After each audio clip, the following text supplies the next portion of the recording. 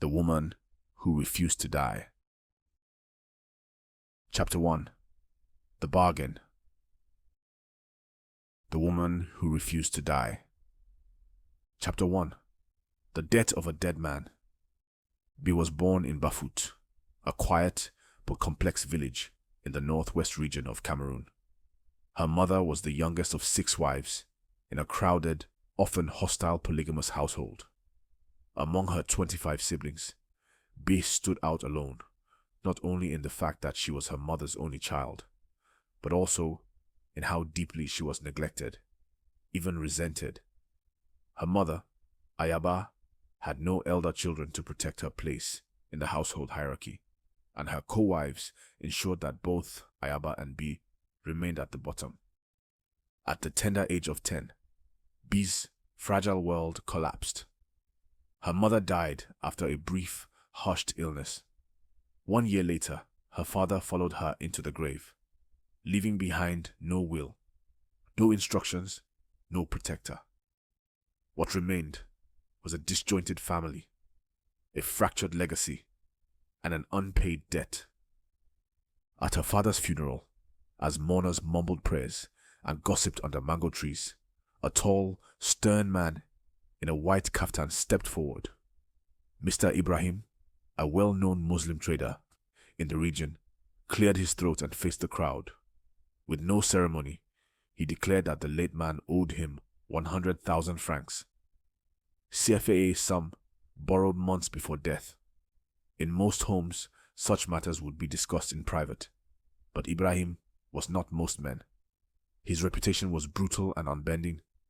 He recovered debts in kind or in cash. The atmosphere turned cold. Women looked away. Men whispered. No one challenged him. The elders noted the claim, and the matter was silently absorbed into the growing list of things no one. After the funeral, a storm of succession broke out. The wives argued over inheritance. The sons bickered over farmland and cattle. In all the shouting, no one asked what would become of B.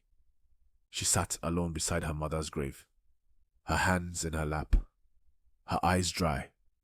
She had run out of tears long before. Then came the decision. The half-brothers, all older and all drunk with new power, met under the night sky. They did not debate long. With neither land nor wealth to repay the debt, they offered B to Ibrahim as settlement. She's young. She's strong. Let her serve in the house she helped put in debt. One of them spat. At 13, B was taken from the only home she knew and handed over like a parcel. Her screams fell on deaf ears. The elders shook their heads in pity, but did nothing. Ibrahim accepted her without hesitation.